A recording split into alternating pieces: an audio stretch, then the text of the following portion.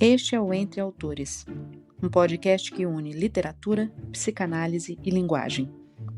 Em cada episódio, partimos de um trecho, de um romance, poema ou texto teórico, para pensar o que ele diz sobre nós e sobre a experiência humana. Aqui, a literatura vai além do entretenimento. Ela nos aproxima de nós mesmos e se revela no cotidiano. Sejam bem-vindos.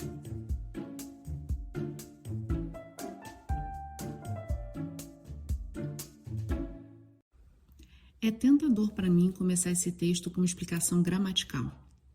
A palavra inconsciente, antes de Freud, pertencia à classe dos adjetivos. Então, na frase, o paciente saiu de cirurgia e se encontra inconsciente, refere-se ao estado do paciente. Freud, quando escreve o seu texto O Inconsciente, em 1915, ele insere antes da palavra inconsciente o artigo o. E esse pequeno elemento gramatical transforma o adjetivo inconsciente em um substantivo. E o inconsciente agora, postulado por ele, agora passa a ser considerado uma instância. O que isso quer dizer? Quer dizer que o inconsciente é um componente estrutural da nossa psique. E ele tem funções próprias e atua independente da consciência. Atua de que forma? Através de sintomas, de sonhos, de lapsos, muitas vezes contra a nossa vontade consciente. E é exatamente disso que vamos falar hoje, usando um exemplo da cultura pop. Vamos olhar para um episódio de uma das minhas séries favoritas, The Big Bang Theory, que, se a gente olhar com um pouco mais de atenção, nos dá um retrato perfeito do inconsciente freudiano. The Big Bang Theory, para quem nunca assistiu, acompanha a vida de 4 amigos nerds, Sheldon, Leonard, Howard e Raj.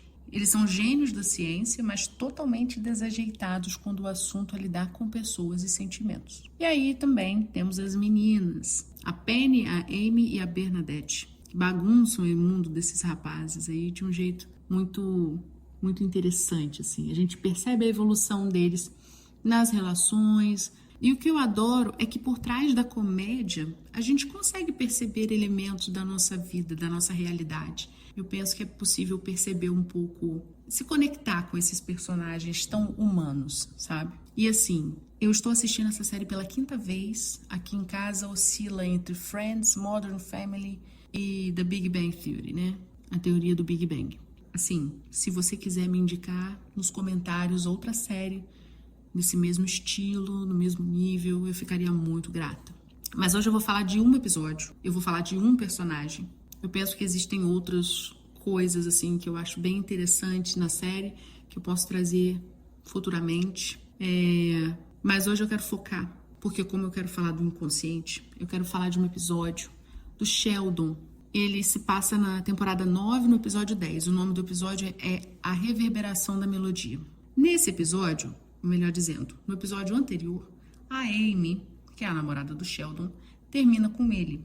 Então, quando o término acontece, o que o Sheldon faz? Ele age como se nada tivesse mudado. Ele nega esse sentimento, nega a frustração. Então, ele vai continuar trabalhando como se nada tivesse acontecendo. Ele está fazendo os cálculos com Leonard, continua seguindo os seus horários, agindo como se nada tivesse acontecido, né? Negando a dor, que é natural de um relacionamento de 3 anos, quando acaba. No dia seguinte ao término, algo curioso acontece com o Sheldon. Ele acorda com uma música na cabeça. E assim, não é a letra, ele só acorda com uma melodia insistente, que parece não ter origem aparente. Então, isso começa a perturbar as atividades dele, né? Ele não consegue fazer um cálculo porque a mente dele só está cantando essa melodia. Bem, Freud nos ensinou que nem tudo que a gente sente ou pensa está acessível à consciência. Há uma camada na nossa mente, o inconsciente, que guarda o quê? Os nossos desejos, os nossos medos, as lembranças, os impulsos que a gente reprime, seja por vergonha, por medo ou por um outro tipo de conflito interno, né? O inconsciente, ele não fala diretamente. Para se manifestar, precisa usar estratégias. No mundo ideal, o que aconteceria? Se a gente quer reprimir algo, a gente eliminaria aquilo que a gente não quer e pronto, daria um fim, certo? Mas a instância, ela é falha. Aquilo que a gente tenta reprimir, uma hora ou outra vai escapar. A gente recalca mal as coisas, sabe? A gente não consegue recalcar tanto quanto a gente gostaria. Evitar tanto esse tipo de sofrimento, de dor. Ela volta. A gente tenta, mas ele volta. E ele volta de onde? Do inconsciente, entende? Então, para que o inconsciente se manifeste, ele vai usar algumas estratégias. E estratégias que falham ao nosso controle, entende? Então, ele vai usar formas de se manifestar sem entrar em choque com a consciência. Freud vai chamar isso de formações substitutivas. No caso do Sheldon, a música funciona exatamente como essa manifestação do inconsciente. O Sheldon acorda, toma café, tenta se concentrar nos seus cálculos, ele está fazendo cálculos com o Leonard, mas a música não sai da cabeça dele. Ele não consegue se lembrar do nome da música ou do cantor. Ele fica irritado e confuso, tentando racionalizar. De onde é essa música? Por que eu estou pensando nisso? E por que agora? Para ele, nada disso fazia sentido. Pam, pam, pam, pam, pam, pam, pam.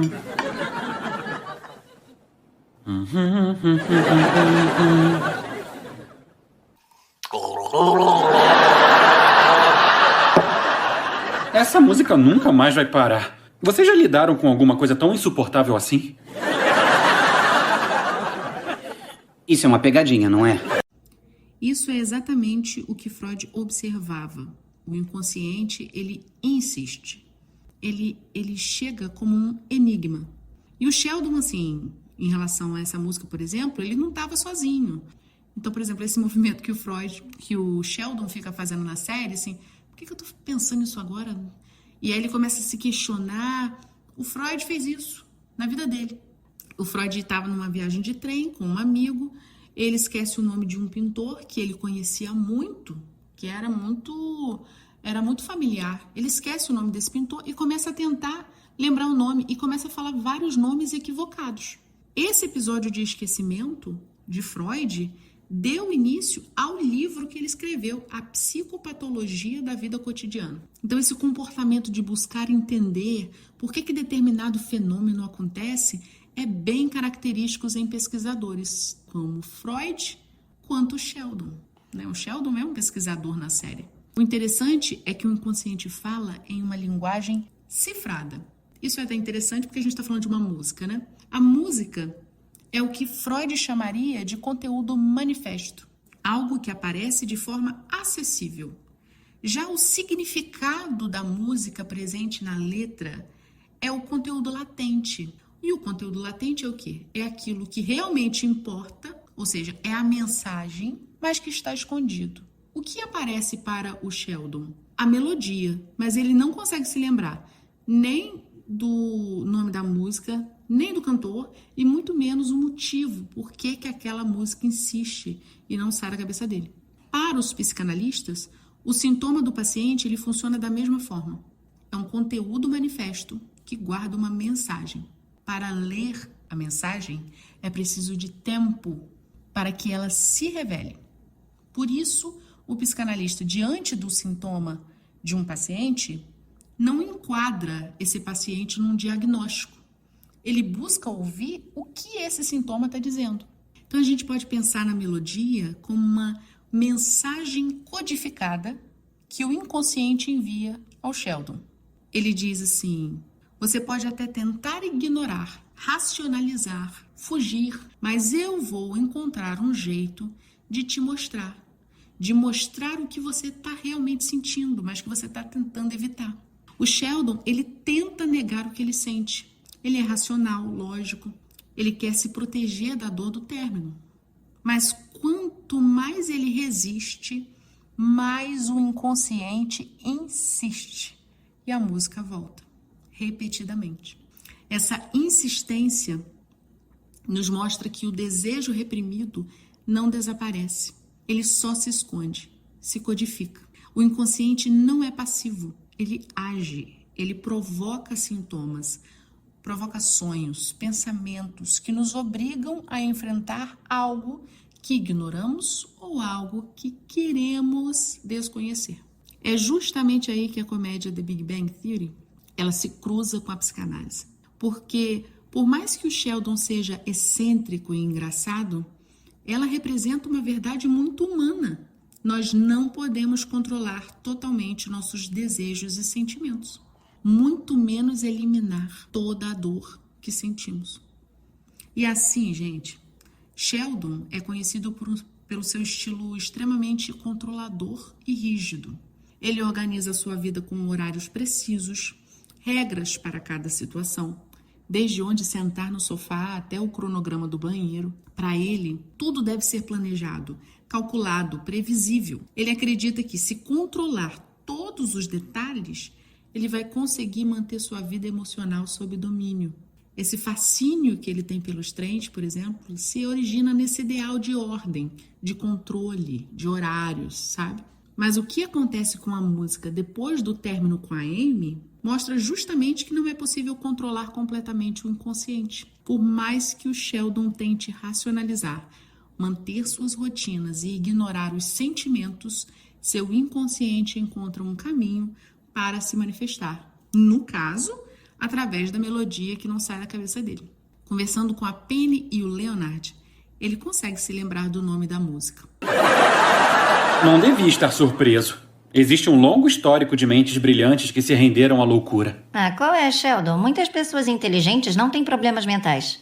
Ela tem razão. Para cada Newton que tinha problemas psicológicos, havia um Edison que era só um idiota. Pode ser o seu caso. Empédocles achou que era um deus e pulou dentro de um vulcão. Pitágoras tinha um medo irracional de feijões. Tesla se apaixonou por uma pomba que ele dizia que correspondia a seu amor. Ele devia ter pão dentro do bolso.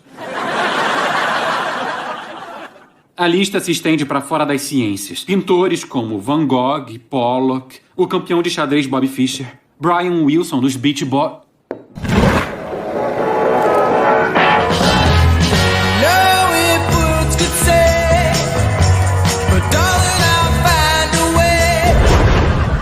Eu me lembrei da canção. Se chama Darling, dos Beach Boys. Ai, graças a Deus! Eu não estou louco. Não vou ter que aceitar uma pomba como minha noiva. Lá se foi a nossa chance dele morar no terraço. Por que essa canção em particular estava na minha cabeça? Eu não sei, ela é bem chiclete. Por acaso você gosta dos Beach Boys? Eles têm praia no nome. O que você acha? Agora que a distração acabou, podemos voltar à tensão superficial das paredes de domínio? Claro, eu já estou vendo uma forma mais eficiente para calcular as divergências.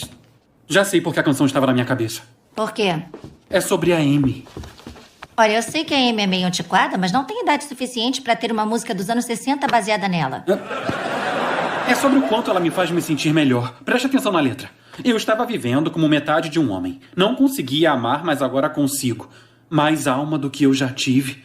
Eu adoro o jeito como você suaviza a minha vida. Ela suavizou mesmo a sua vida, não foi? Sim.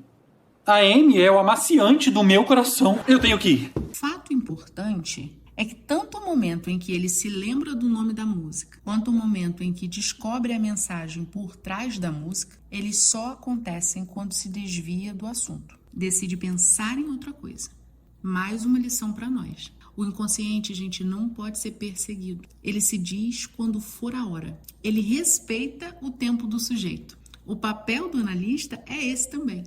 Respeitar o tempo do sujeito. Talvez essa lição seja mais para os analistas do que para os pacientes. Vale lembrar que o Sheldon, ele interpreta o significado por conta própria. Ninguém explica o sentido da música para o Sheldon. A Penny e o Leonard, eles criaram um ambiente onde essas repetições do Sheldon, essas tentativas de interpretação foram acolhidas e suportadas. Dá trabalho? Dá trabalho. Mas é bonito de ver? É lindo demais. O Sheldon, ele finalmente percebe que a letra da música traduz como ele se sente em relação a Amy, como ela transformou a vida dele. A consciência dele não queria admitir isso, mas o inconsciente encontrou uma via de se dizer. Ele fala em metáforas, símbolos, repetições. E o que ele exige? Ele exige interpretação. A gente pode trazer para o nosso cotidiano. Todos nós já tivemos experiências parecidas. Uma música que grudou na mente do nada. Você acorda realmente como Sheldon, lembrando de uma música que você nem